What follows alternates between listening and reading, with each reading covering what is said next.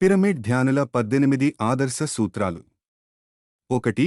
సరియైన ధ్యానం అంటే ఆనాపానసతిని క్రమం తప్పకుండా అభ్యాసం చేయడం. ఆనాపానసతి ధ్యానాన్ని అందరిచేతా చేయించడం. క్లిష్టమైన హఠయోగ ప్రాణాయామాలు ఏమాత్రమూ లేవు. 2. సరియైన ఆత్మ విజ్ఞానాన్ని అందించే పుస్తకాలను. ఉదా స్వామి రామ, యోగానంద పరమహంస, ఓషో, అని బిసెంట్, టోర్కోమ్ సెరాయ్గా రియన్ ఇత్యాది గ్రాండ్ మాస్టర్ల యొక్క గ్రంథాలను అధ్యయనం చేయడం. 3. ధ్యానానుభవాలను ఇతరులతో పంచుకోవడం. అందరి ధ్యానానుభవాలను శ్రద్ధగా వినడం. 4. వీలైనంతవరకు మౌనాన్ని అలవరుచుకోవడం. అనవసరమైన ప్రాపంచిక మాటలు పూర్ణంగా నిషిద్ధం. 5. ప్రతి నెల పౌర్ణమి మరి అమావాస్య రోజులలో తప్పనిసరిగా సామూహిక ధ్యానాలు చేయడం. 6. ధ్యానానికి పిరమిడ్ శక్తిని వినియోగించుకోవడం. ప్రతి ఇంటిలోనూ పిరమిడ్లు ఏర్పాటు చేసుకోవాలి. 7. అల్లోపతి మందులను పూర్తిగా మానివేయడం.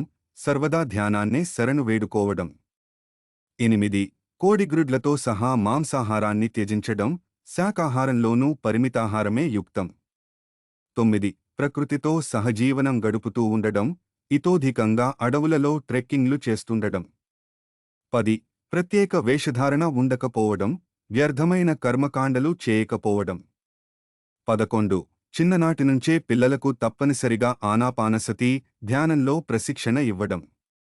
12. ప్రతి ఒక్కరూ గురువులుగా తయారు కావడం. శిష్యులుగా కాక మాస్టర్లుగా విరాజిల్లడం.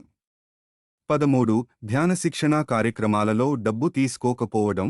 గురువుకు శిష్యుడికి మధ్య ఉండేది కేవలం స్నేహమే. 14. విగ్రహారాధన అన్నది సంపూర్ణంగా నిషిద్ధం.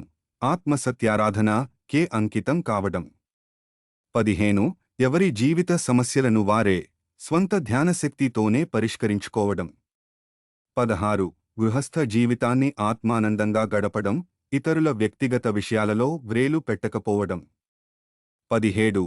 అన్ని గ్రామాలలోనూ అన్ని పట్టణాలలోనూ పిరమిడ్ ధ్యాన కేంద్రాలను విధిగా నెలకొల్పడం. 18. స్వీయ ధ్యానానుభవాలను, స్వీయ ఆధ్యాత్మిక పురోగతి విశేషాలను గ్రంథాల రూపాలలో ప్రచురించడం.